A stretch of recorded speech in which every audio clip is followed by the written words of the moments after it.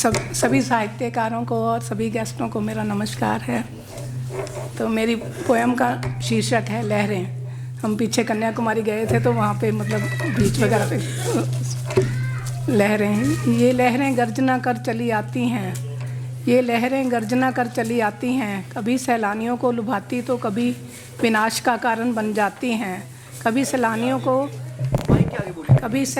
को लुभाती तो कभी विनाश का कारण बन जाती हैं। शांत बहती लहरें चंद्रमा की रोशनी में शांति का पैगाम दे जाती हैं, लेकिन ये जब अपना वेग दिखलाती हैं, मेघनाद सी गर्जना कर लाखों लोगों का दिल दहलाती हैं।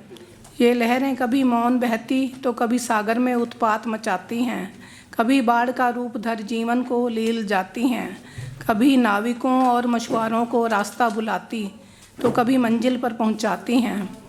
इन लहरों का जीवन से गहरा नाता है, इन लहरों का जीवन से गहरा नाता है, जीवन में लगा रहता लहरों का तांता है। सुख और दुख दो शोर हैं इनके, सुख और दुख दो शोर हैं इनके। लहरें जब किनारे तोड़ सड़कों पर आ जाती हैं, लहरें जब किनारे तोड़ सड़कों पर आ जाती हैं तो किसी को नहीं भाती हैं।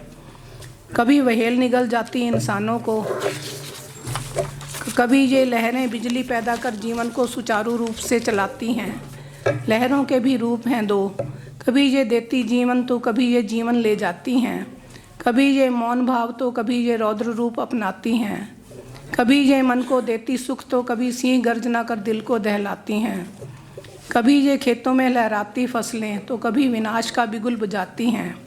कहीं ये सारे खनिज लवण बहाकर धरती को बंजर बनाती तो कहीं उपजाऊ बना जाती हैं। Thank you.